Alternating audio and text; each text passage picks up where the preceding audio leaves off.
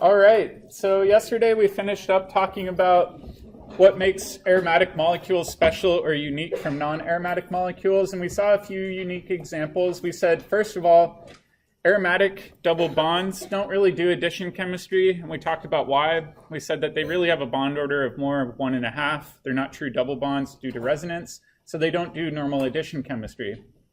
In addition, though, it was observed that when you hydrogenate benzene, it has some sort of hidden stabilization energy compared to the hydrogenation of traditional double bonds. So there's about 152 kilojoules per mole of aromatic stabilization imparted to benzene that is kind of unique for aromatic systems. So let's take a look at this in a bit more detail. And if we think about the orbital view, it starts to make more sense.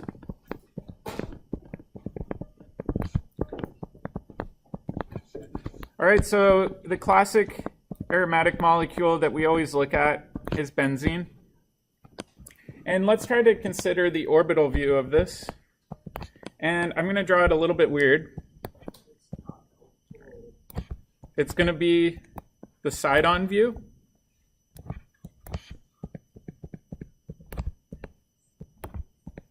So can you kind of see we're looking at this side-on? Let me actually slide this over a bit just to clean it up. And then each of these carbons has what hybridization? sp2, right? Which means that they must have p orbitals. I'm going to just omit the hydrogens for right now for clarity's sake. But in the HOMO state, all of these p orbitals are going to be in phase. So this would be the HOMO molecular orbital. And if we think about these p orbitals, they're all aligned with one another in this kind of ring orientation, which means that the electrons in these p orbitals essentially can delocalize in a ring fashion, both on the top and the bottom. That has to do with kind of the funky nature of electrons, right? If you think about an electron in a p orbital, is it on the top lobe or the bottom lobe? Yes, it's really both places at once, right?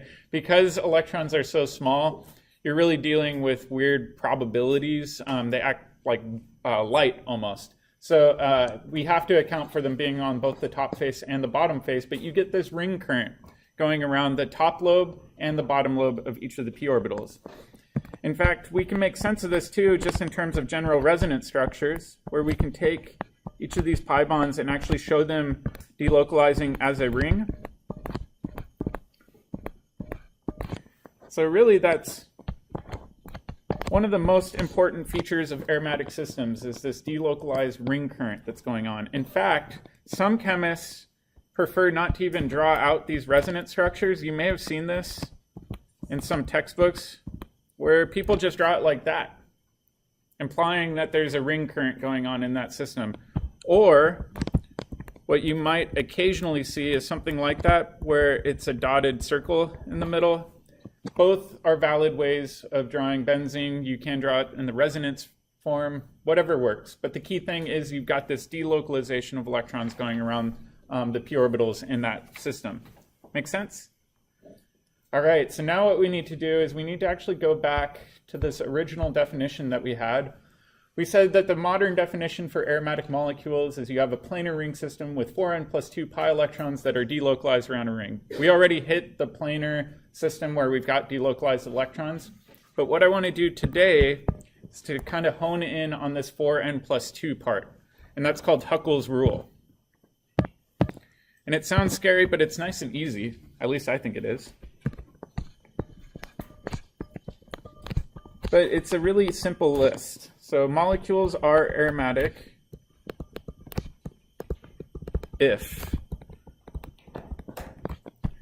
first thing is they must be cyclic. You can't have a linear aromatic molecule. It's got to be in a ring system. Number two is you must have conjugated p orbitals around the ring.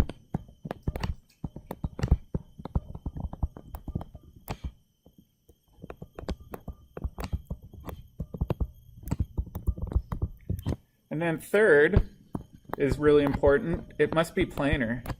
Why do you think being planar is so important?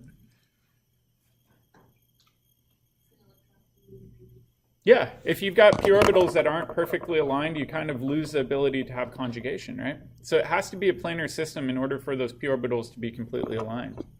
All right, and then the last part is kind of what we mentioned earlier. We said it has to be 4n plus 2 pi electrons in the ring system.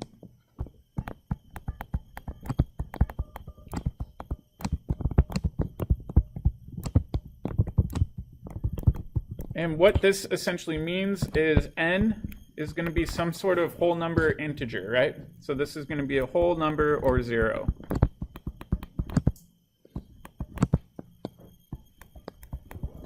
All right, so if we think about it, can you ever have an aromatic molecule with 6 pi electrons? Yeah, n would be 1. Can you ever have an aromatic molecule with 4 pi electrons? No. That wouldn't work, right? Because then n would be a non-whole number, and it would violate this simple formula. So it's a really simple formula you can look at when you're judging whether or not a molecule is aromatic. In addition, there's this chart here.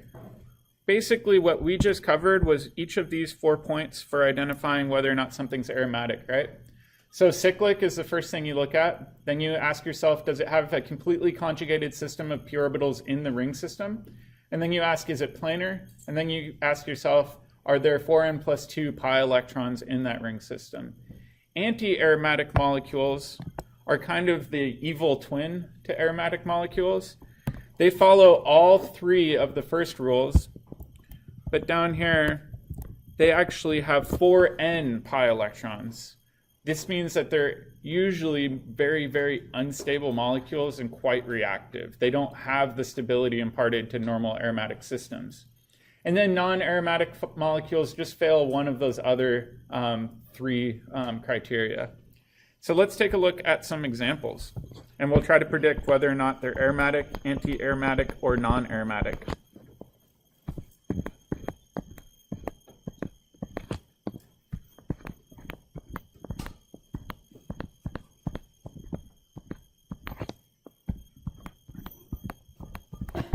I'm just going to get a whole bunch of these listed out.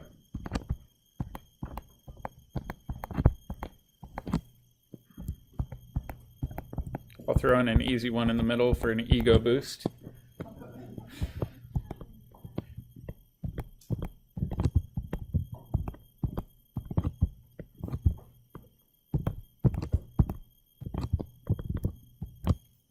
And then I'm going to zoom out on this one a little bit.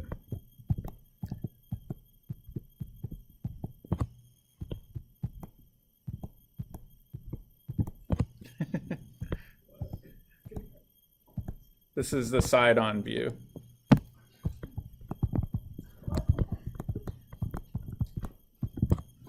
So these molecules are the exact same. That's just kind of a side-on view of what's going on there. All right, so let's check the first one, right? So this molecule right here looks to me like it's cyclic, right? It's in a ring system. Does it have a completely conjugated system of p orbitals around the ring? Yep, each one of those carbons in that square is sp2, so it's got to have p orbitals. It's assumed to be planar. There's really no way of making that where it's not planar. And then if we try to do the last one, how many pi electrons does it have in the conjugated system? 4. So what does that mean? It's got to be anti-aromatic. So let's go ahead and list this one. So we'll say anti-aromatic because it's got 4n pi electrons. All right, let's do the next one. The next one is cyclic. Does it have a completely conjugated pi system? Well, let's think about it. All right, if we look at this top carbon, what's the hybridization of that top carbon? This is something that throws people off. In fact, we have to think all the way back to last term. Is it sp3 or sp2, and why? sp2? Yes. Why? Because of resonance. If you doubt yourself, you can just yell out resonance and you'll probably be right, right? All right, so why? Let's dig into this. In order to allow for resonance, we need to be able to dump that into other positions, and in order for it to delocalize, it has to be sp2 hybridized. We don't have resonance with sp3 hybridized carbons. So yes, everything has a p orbital on it, even though at first glance it doesn't appear to be sp2 hybridized. Then next, we can assume that it's planar. And then how many pi electrons does it have that can delocalize in the ring system? 6. We count both pi electrons, and then we count the lone pair because we can actually delocalize that with resonance too, right? So really we're counting the number of electrons that you can delocalize using resonance arrow pushing in your ring system. Okay, so this would be aromatic. All right, the next one, what do you think? So the one with the positive charge, that's definitely sp2 hybridized, right? So I would say that this is cyclic, has a completely conjugated system where there's p orbitals on every single carbon in that ring. It's planar, and then how many pi electrons are in that system? 4. So what does that tell you? It's anti-aromatic.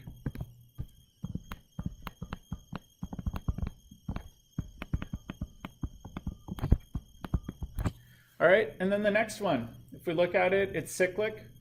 Does it have a completely conjugated system of p orbitals? No. Why not? Yeah, this top carbon is sp3.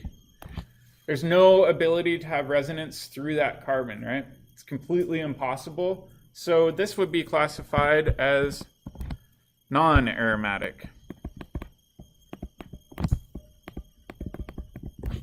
All right, and then the last one, or sorry, not last one, this one. How many pi electrons do we have in there, assuming it's cyclic, it's completely conjugated, and it's planar? 6. So it's got to be aromatic.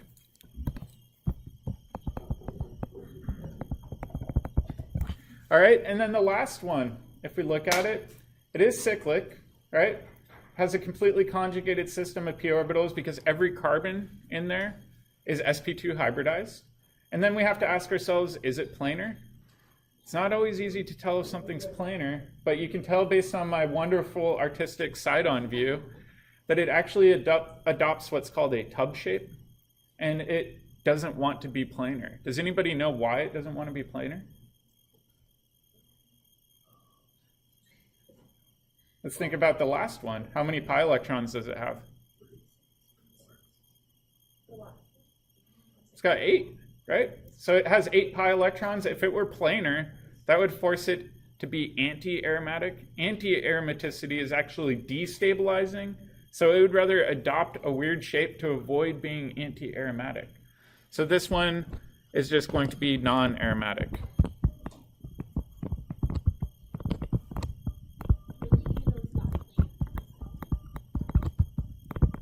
So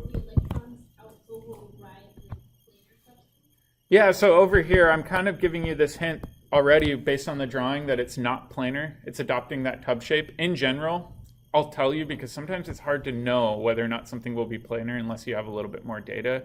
But the reason it doesn't want to be planar is it does not want to be anti-aromatic. Being anti-aromatic means that it's really, really unstable. Yep. So if you were to put energy into that to make it planar, would it then be anti-aromatic? So the question is, in theory, if you were to flatten this out, would it be anti-aromatic? Yes, and it would actually go up in potential energy and be very, very unstable. That's why it wants to find the lowest possible energetic conformation to avoid being anti-aromatic. Yeah? So why does it go tub shape instead of like opposite? That's a good question. I'm assuming that has to do with some weird angle strains because these are sp2 hybridized carbons. This is just an energetic minimum. Yeah. If you want, you can try making it with your model kit, but it might break some of your sp2 hybridized carbons. So it is kind of interesting. A lot of these anti-aromatic molecules are super duper unstable, but they're really interesting due to their instability. In fact, they're being explored as potentially useful materials for organic photovoltaics because they desperately, desperately want 2 more electrons to become aromatic, right? So they're amazing electron acceptors. So they're used in some of these organic semiconductors although they're still trying to figure out how to stabilize them so that they're not so unstable that we can't actually manufacture them. So pretty interesting process. All right, where things get interesting is when we start throwing in non-carbon atoms, and these are called aromatic heterocycles. So let's take a look at aromatic heterocycles.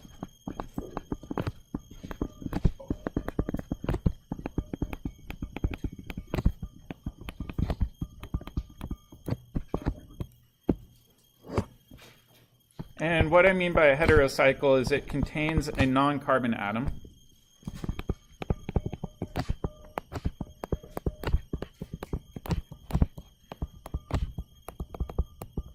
In the ring.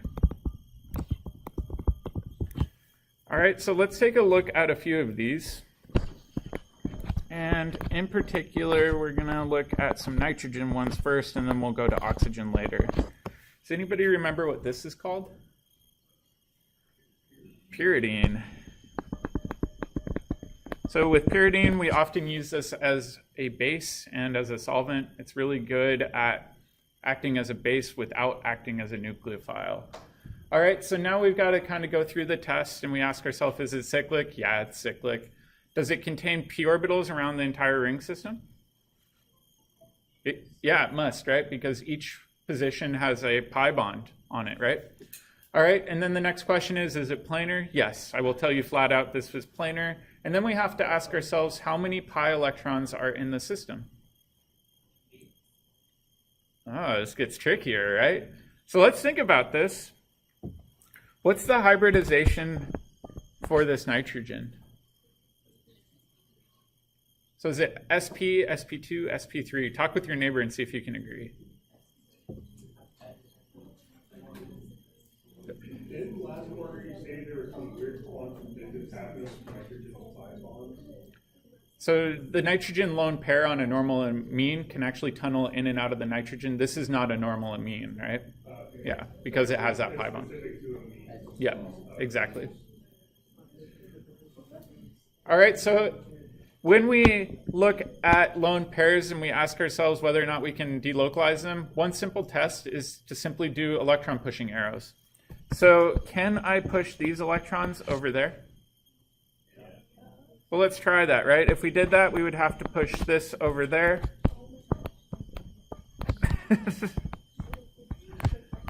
Okay, so let's try this. We would have a negative charge right there. We would have a positive charge right there. Does that look reasonable?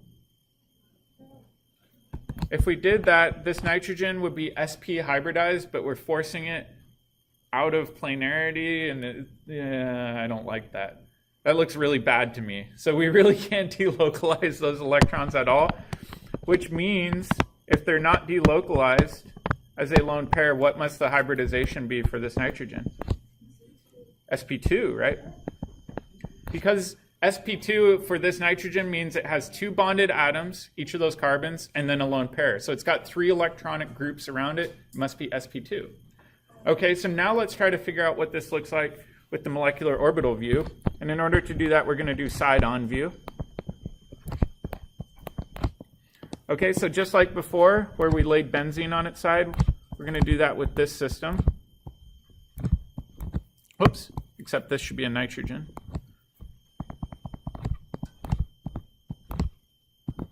And we know each of these atoms has a p orbital in it. So we can go ahead and label all of these p orbitals. Okay, and if we think about it, we've got this lone pair on the nitrogen. What sort of orbital must that lone pair be in?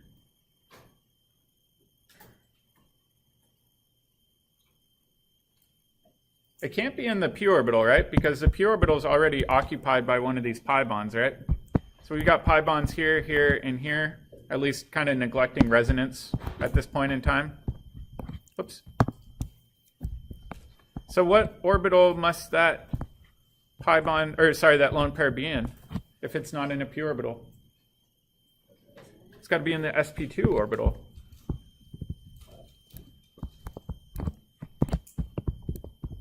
So we could say the lone pair is in a sp2 lobe. Make sense? All right, so if we count the number of electrons in this pi system, meaning in our p orbitals, how many electrons would there be? 6, right? We can't count the lone pair because it's not in a p orbital.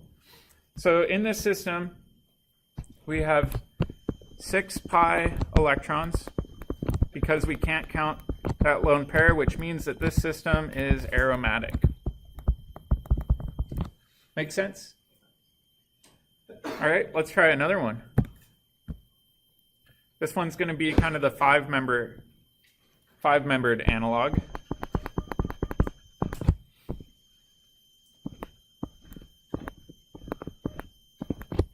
So it's got a nitrogen and a hydrogen, then a pi bond right there, and then that nitrogen has a lone pair. This is called pyrrole. All right, let's think about the lone pair on this nitrogen. Can that delocalize? Can you do resonance with that lone pair? I think so, yeah, absolutely. So if we try to do this, I can push it over here, push electrons right there. We can draw a resonance structure that looks like this, where we've got a negative charge over here, a positive charge on our nitrogen, and a pi bond right there, right? Which means that this nitrogen must have what hybridization? It's got to be sp2. Okay? So we can go ahead and even do more resonance structures if we want, but at this point we've kind of established the fact that it's sp2 hybridized. So again, let's do the side-on view. All right, and just like before, we can do kind of these darkened lines to show some perspective.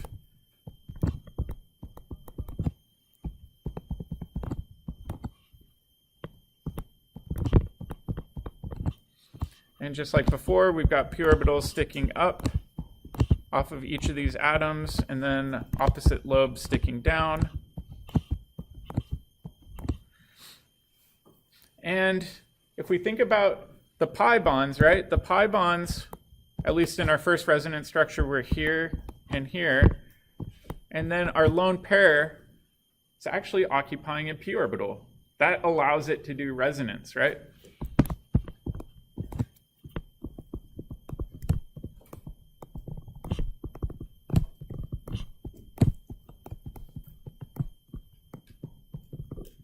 All right, so how many electrons are in this p orbital system? It's got to have 6.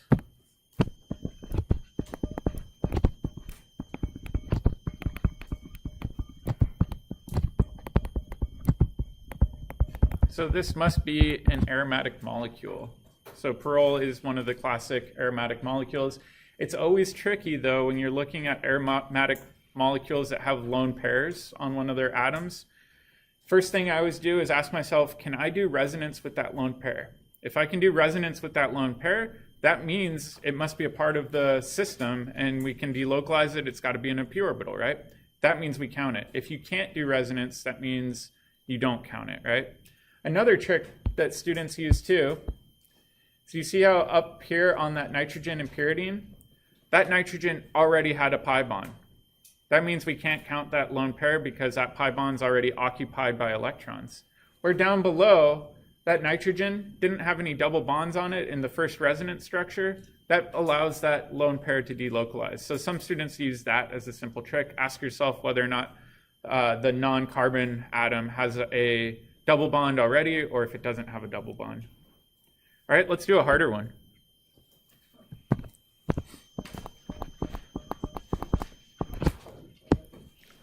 This one always throws people. Whoops.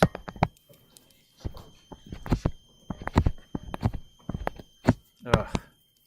Having trouble with 5-membered rings today. It's just a house. Sound like Mark Allen. It's just carbon and hydrogen. How hard could it be?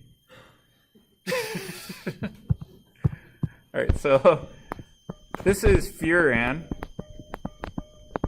Now the question is, the lone pairs on the oxygen, we've got 2 lone pairs. Can we delocalize one or both of them? Well, let's think about it, right? Let's say we're doing resonance.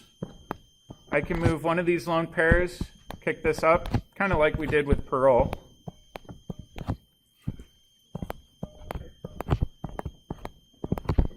Get a double bond there, negative charge there, have a lone pair here, and oxygen would have a positive charge.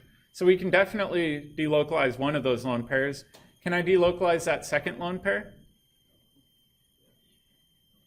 So meaning at this point, with this lone pair, can I move that around anymore? I don't think so, not without violating the octet rule or having some severe angle strain and having sp hybridized atoms. So really we can delocalize one, but not the other. Yep. Okay, so then why do we have 4-sided box systems when there we have severe angle strength there and not severe angle strength this? That's a good question. It has more to do with the nature of having, here, let me actually draw it out. It'll make more sense this way. So let's think about this system where each of these carbons has a double bond.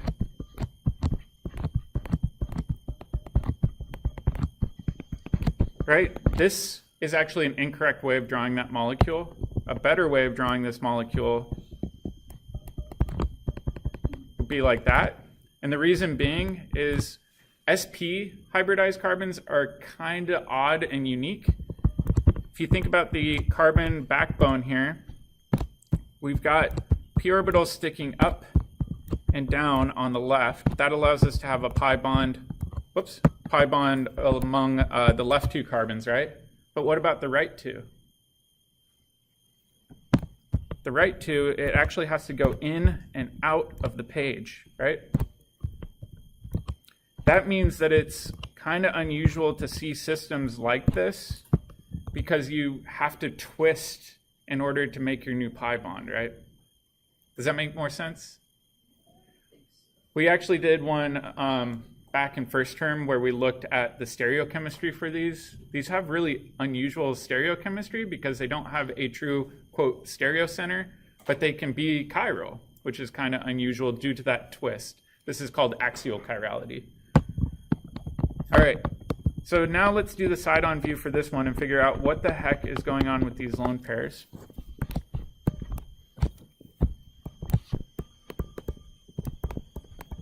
Okay, so just like before, we'll do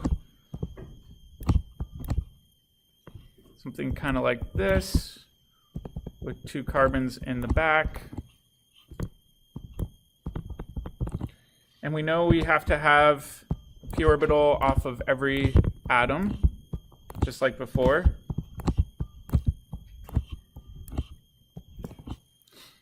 And we know that at least in our first resonance structure that we had pi bond character between those back 2 lobes, right? And we know that the front oxygen has a lone pair, at least one set that can delocalize, so we can actually show the lone pairs in that p orbital. Where's the other lone pair? It's got to be in the sp2 lobe, right? So one lone pair is in a sp2 lobe. The other lone pair can be in the p orbital, but we can't have 2 p orbitals participating in this system, right? One would have to, I guess, be kind of 90 degrees offset, which wouldn't work at all. So instead, it's just going to be in an sp2 lobe. All right, so how many pi electrons do we have in this system? 6. Oop.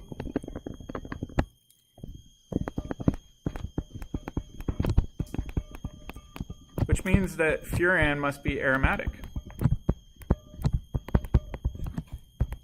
There's a huge number of aromatic molecules out there that are heteroaromatic, meaning you might have an oxygen in one position or a nitrogen in the other, or you might have a sulfur. Some might even have phosphorus in them. In fact, if you think about the backbone of DNA, we've got some aromatic molecules in there, which gives DNA some interesting properties too. Yep. Could you have multiple, like if there were two oxygens, like next to the aromatic? So we would have to see a specific example and count electrons before we can make a claim about it being aromatic or not too. And then the other thing too is it depends on specific ring systems that you're looking at. So let's take a look at a different one, right? So I'm just making this up on the fly.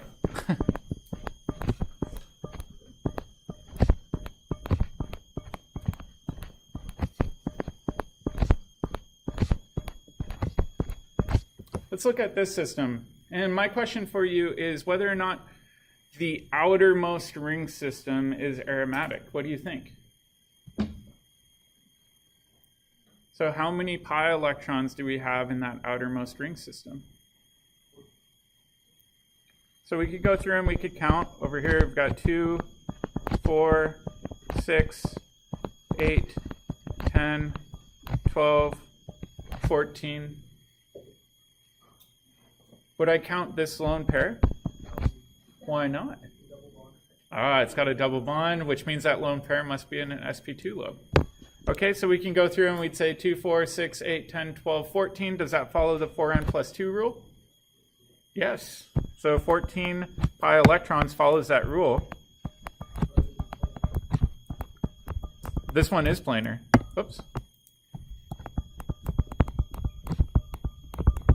So this would be aromatic.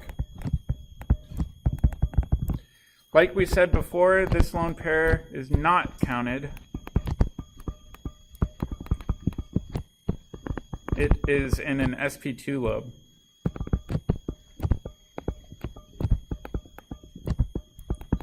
So oftentimes you'll run into these weird fused ring systems. Typically I'll try to be very, very clear about which portion I'm referring to. Normally when I'm showing you these, I'm asking about the outermost ring system, right? So I'm not saying focus on this ring, I'm saying focus on the outermost ring. Yep. So there can be an aromatic part of the molecule, but it's like a separate part that's not aromatic and it's not considered an aromatic compound. Yeah, so let's take a look at an example. This is kind of where we're getting into splitting hairs a little bit. So let's say we've got this molecule over here. Is this molecule aromatic? Well, it depends which portion we're talking about, right? The outermost ring system of this molecule is not aromatic because we've got sp3 hybridized carbons in all 4 of these positions. However, this portion of the molecule, absolutely aromatic, right? So you can have portions of a molecule that are aromatic without the entire thing being aromatic. But I'll try to be very clear when I ask questions. Normally on exams and quizzes, I'll tell you, consider the outermost ring system or something like that. Make sense? Yep. Are there any examples where it doesn't follow the rule, where like there's already a pi bond and then the electrons on the outside? Where you've got electrons outside the ring system? No, like on the nitrogen. Like that. Like, is there any examples where we can like push it around and make it? Or So if that nitrogen already has a double bond to it, so it's always no. like that? Yeah, in that case, you can never count those lone pairs. Yep. So if you drop that double bond off and add that hydrogen to it, that would still be aromatic term, but those. If you had a carbon there? No, so if instead of the double bond, you just had hydrogen off the nitrogen. So Talking about it similar to the pyrrole. oh yeah, I think I see what you're saying. So you're saying what about this one? Yeah. That would still be aromatic. That's a good question. Would this be aromatic for the outermost ring system? Ah. Let's think about it. I see a major problem that would prevent the outermost ring system from being aromatic in this case. Oh, there's no carbon nitrogen? That is now sp3 hybridized. Because it's sp3 hybridized, this outermost ring system could not be considered aromatic because it wouldn't have conjugation through the outermost ring system. So good question. I like these hypotheticals. Oop. All right. There are also other weird systems too, so I wanted to show you one other weird example. So let's say, oh, I hate doing these.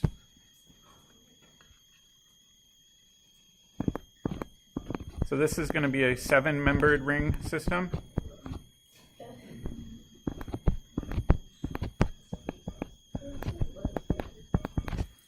Is this outermost ring system going to be considered aromatic?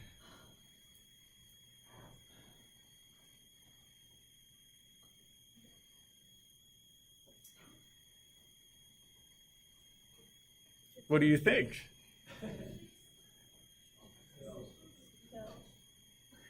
How many electrons are in the ring system? There's 6. Do we count these electrons? Why not? They're not in the ring, right? They're outside of the ring. Therefore, we don't count these. So when we look at this, we say don't count any electrons outside of the ring system.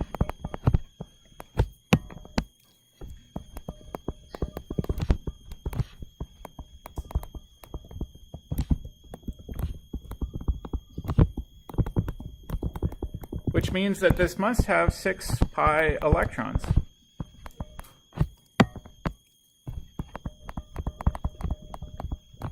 So this would be aromatic.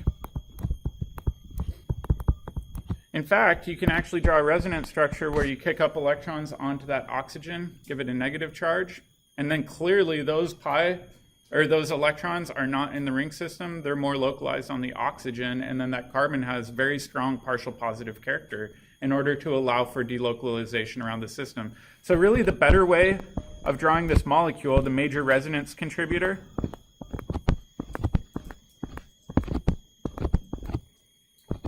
oops, we got them in the wrong spot. There we go. Would look like this, where the oxygen has a negative charge and the carbon has a positive charge, and this would allow for complete delocalization, and then this would be our major contributor.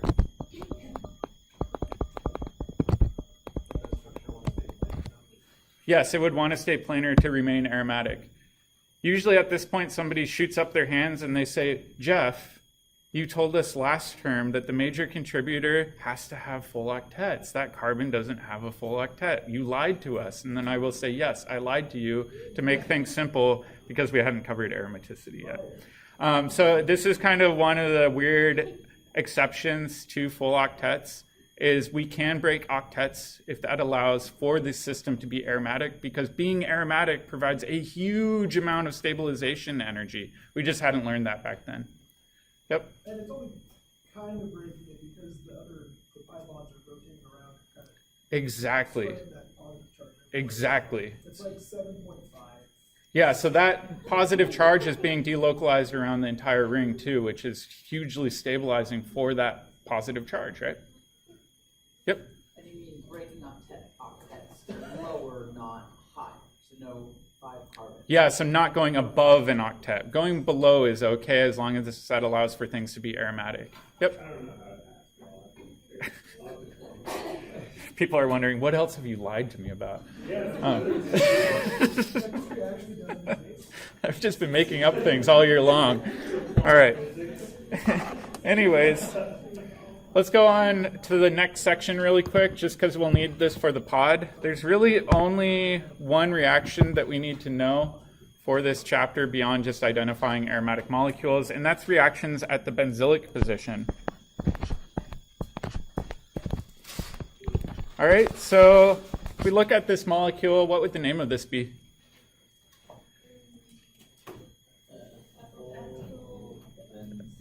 Ethylbenzene, absolutely. Where's the benzylic position on ethylbenzene?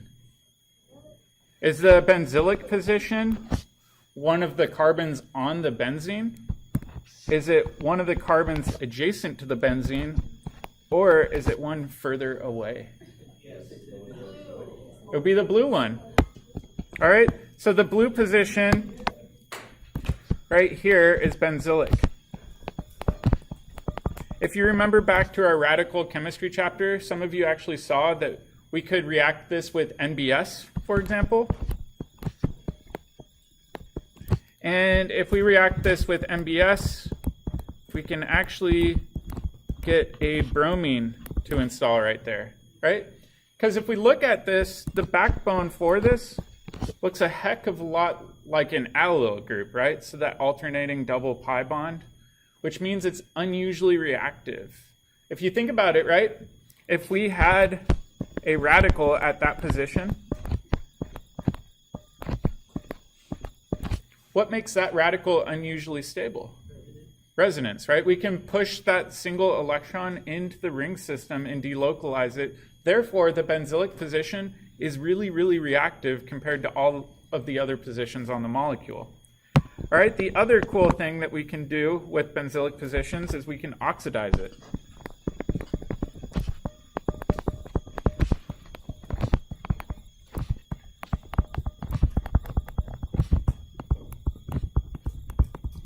All right, so let's say we've got this molecule with a CH3 group on here. What's the name of that?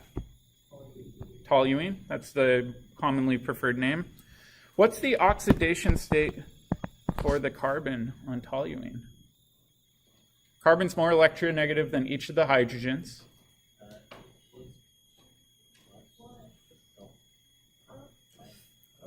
So you remember with oxidation chemistry, we say if a given element is more electronegative than the neighboring one, it takes both of those electrons. So with the 3 hydrogen bonds, or 3 bonds to hydrogen, I should say, it counts all 6 of those electrons, right? What about the carbon-carbon? It's a tie, right? So we'd have 6 plus 1, it'd be 7. Carbon normally has 4, so it'd be -3.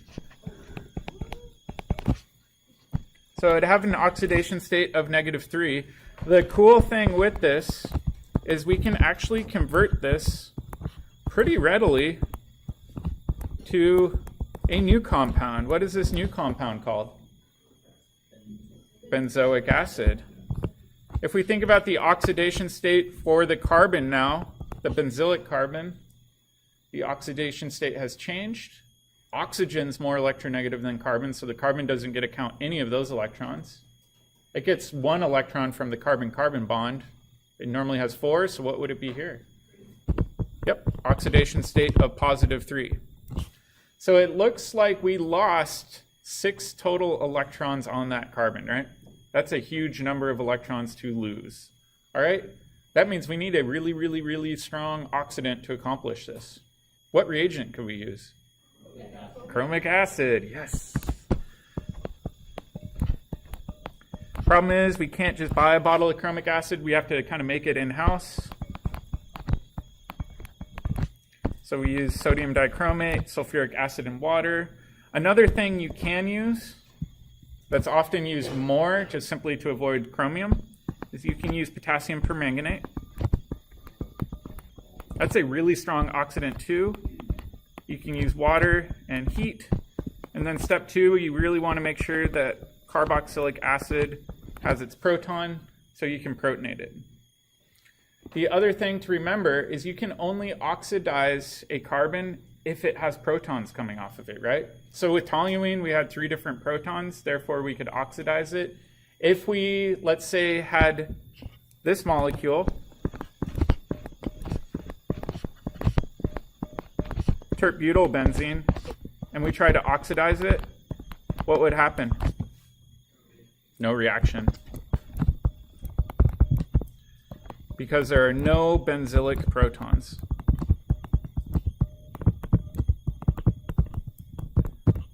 All right, so that's where I'm going to hold off today. Yep. So a benzylic proton just means we have a proton coming off a benzylic carbon, right? So the benzylic carbon is always the one right off of the ring. But you see how this red carbon down here only has other carbons attached to it, no other protons. Therefore, it can't do oxidation chemistry. Yep. No, you don't need to know the mechanism for this reaction. In fact, it's not even in our book. Yep. So is the benzylic position always a carbon? Like if it was an oxygen, like an alcohol group coming out somewhere else, is that considered benzylic? Yeah, the benzylic position is always a carbon as far as we're concerned. Yep. So if there's a different number of benzylic protons, you get a different No, we'll come back and we'll talk about that tomorrow. If you have any benzylic protons, you will convert it to a carboxylic acid. In fact, you can lose carbons in this process. Yeah. Why?